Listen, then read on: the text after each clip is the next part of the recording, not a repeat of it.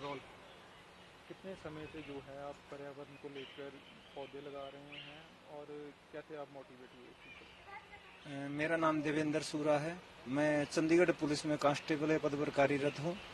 और जब मैं 2011 में चंडीगढ़ में आया, मैंने चंडीगढ़ शहर को देखा, क्योंकि ये प्लानिंग सिटी है, हरा भरा है। और मेरा भी मन प्रभावित हुआ कि मैं कुछ ऐसा करूं इस धरती माँ के लिए, इस देश के लिए, जिससे मेरे को भी आनंद आए और प्रत्येक व्यक्ति को या पक्षी को इसका लाभ मिले। और मैंने देखा ये हरा भरा शहर है, इनमें अलग अलग तरह के भारतीय प्रजाति के पेड़ हैं। और इसको देखते हुए मैंने 2012 में पौधारोपण अभियान को शुरू किया और गांव गांव गया और युवाओं को जोड़ा। तो धीरे धीरे लगातार युवा जुड़ते गए और गांव में पंचायत की भूमि, स्टेडियम, शमशान भूमि, सभी जगह पौधारोपण किया। तो धीरे धीरे युवाओं में जुड़ाव बना और धीरे धीरे जो वो पेड़ लगाए उन्होंने बड़ा रूप लिया। तो मेरा भी और ज्यादा रुचि बनी इसमें। कितने अभी तक पेड़ जो हैं आप लगा चुके हैं और कहाँ कहाँ आपने भी पेड़ लगाए? अब तक लगभग 2.25 लाख हमने पेड़ लगाए हैं और इसमें हजारों युवाओं साथियों का योगदान है जो हमारे साथ हमेशा खड़े रहते हैं। और चंडीगढ़ पुलिस के जो अन्य कर्मचारियों भी हमारे साथ सहयोग करते हैं और सीनियर अधिकारी डीजीपी एसएसपी का पूरा सहयोग बना रहता है। तो अब तक जो हमने ज्यादातर भूमि मतलब हरियाणा, चंडीगढ़, दिल्ली इस तरह पेड़ लगाए, क्योंकि उत्तर भारत में पूरा गांव के आसपास वन क्षेत्र होता था जिसको फॉरेस्ट लैंड बोलते, बनी बोलते हैं, और अच्छे तालाब होते थे। लेकिन कुछ समय ऐसा आया, लोगों ने विकास के चक्कर में धीरे धीरे वो बनी, वो फॉरेस्ट लैंड समाप्त कर दी।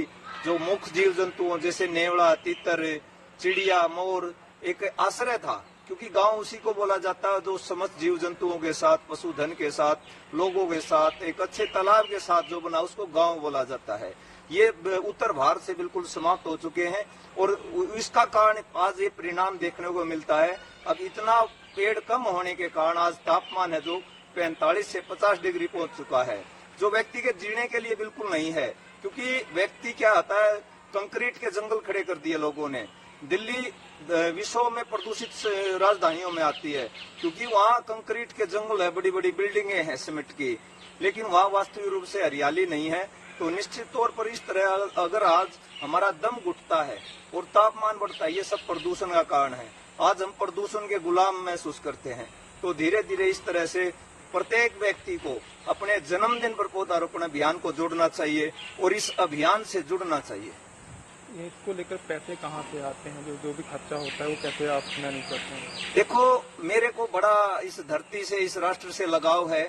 जैसे नेताजी सुभाष चंद्र बोस, चंद्रशेखर आजाद और राजीव दीक्षित जैसे क्रांतिकारियों ने इस देश के लिए, इस धरती माँ के लिए कार्य किया, मेरे भी वो प्रेरणा है। और इन सब से प्रभावित होकर मैं भी अपनी जो चंडीगढ़ पुलिस की मेरी सैलरी है, इसमें पूरी सैलरी लगाता हूँ।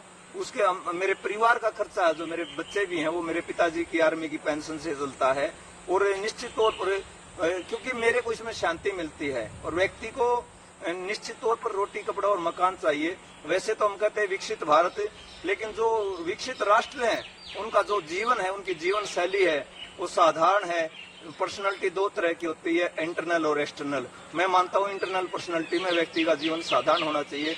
मेरा जीवन भी साधारण है। मेरे पास साइकिल है और बड़े अच्छे से मैं अपना जीवन निर्वाह करता हूँ। घर वाले बोलते नहीं है कि आप सारा जो वेतन है आपका यहाँ पौधा लगाने में लगा देते हैं, तो इसको बचाना चाहिए आपको? देखो, शुरुआत में तो बोलते परिवार वाले या समाज वाले बोलते ही हैं, लेकिन जब भी क्रांतिकारियों ने या धरती माँ के लिए जिसने भी कार्य किया, मैं ये मानता हूँ प्रकृति से बड़ा कोई कार्य नहीं है। सब अपने बारे में सोच रहे हैं, अपनी गाड़ी, अपनी कोठी, मतलब निजी स्वार्थ के बारे में सोच रहे हैं। लेकिन भविष्य में हमारी जब जो सांस लेने के लिए ये सांसें हैं, ये ऑक्सीजन ही नहीं रहेगी, तो सब व्यर्थ है। मैं ये मानता हूँ समस्त जीव जंतुओं के लिए इस धरती माँ के बारे में सोचना है तो प्रत्येक व्यक्ति को पेड़ लगाने होंगे, इस प्रकृति के साथ जुड़ना होगा। जिस तरह से बहुत सी पक्षियों की और अन्य मुख्य जीव जंतुओं की प्रजातियां विलुप्त हो चुकी हैं, ऐसे एक समय ऐसा आएगा अगर व्यक्ति ऐसे ही इस प्रकृति का ह्रास करता रहा तो मनुष्य प्रजाति भी विलुप्त हो जाएगी। आईपीएस अधिकारी भी बहुत सारे हैं और भी अधिकारी हैं जो आपका समर्थन कर रहे हैं इसमें, तो कैसा आपको लगता है? देखो, जो भी अधिकारी या जो भी पुलिस कर्मचारी सहयोग करते हैं बड़ा पॉजिटिव लगता है। क्योंकि बहुत से ऐसे अधिकारी हैं, जैसे दिल्ली में है आईपीएस संजय कुमार सेन है या कुलदीप चहल है आईपीएस, मतलब जो हमारे सीनियर अधिकारी हैं डीजीपी या एसएसपी, इस तरह के अधिकारी जब सहयोग करते हैं निश्चित तौर पर अच्छा लगता है, और जिससे डिपार्टमेंट का नाम तो पूरे भारत में होता ही है और निश्चित तौर पर इस प्रकृति को भी लाभ पहुंचता है। आपको केंद्रीय मंत्री जो नितिन गडकरी हैं उन्होंने भी सम्मानित किया था, तो उस टाइम आपको कैसा लगा था? देखो, केंद्रीय मंत्री नितिन गडकरी जी, उनका जो कर्म है, उनका स्वभाव है, वो एक कर्म के अनुसार वो काम करते हैं, पद को मानते नहीं, उनका जीवन भी साधारण है।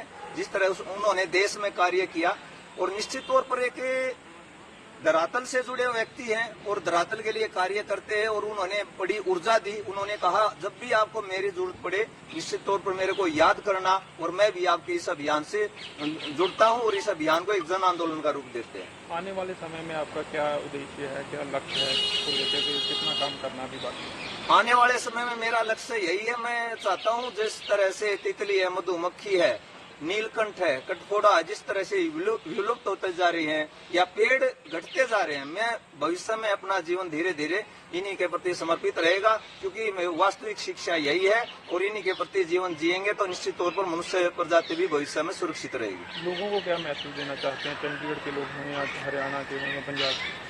मैं लोगों को यही मैसेज देना चाहता हूं, देखो उत्तर भारत में वन क्षेत्र सब पूरे भारत में सबसे कम है, और चंडीगढ़ में काफी लोग पढ़े लिखे हैं, लेकिन जो वास्तविक शिक्षा है प्रकृति से जुड़ने की या ट्रैफिक जो प्लानिंग सिटी इसको बसाया था, आज जैसे हमारे साथी आते हैं फ्रांस वगैरह से, वो देखते हैं लोग भाग दौड़ है, हॉर्न पे हॉर्न बजा रहे हैं, ट्रैफिक में भीड़ है, तो उनके जीवन में एक प्रकृति जैसी शांति नहीं है।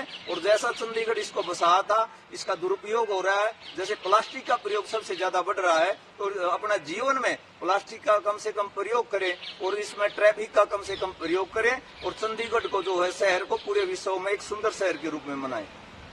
अगर आप ये वीडियो YouTube पर देख रहे हैं तो हमारे चैनल को सब्सक्राइब करें और बेल आइकन को दबाना ना भूलें। अगर आप Facebook पर ये वीडियो देख रहे हैं तो हमारे पेज को लाइक करें।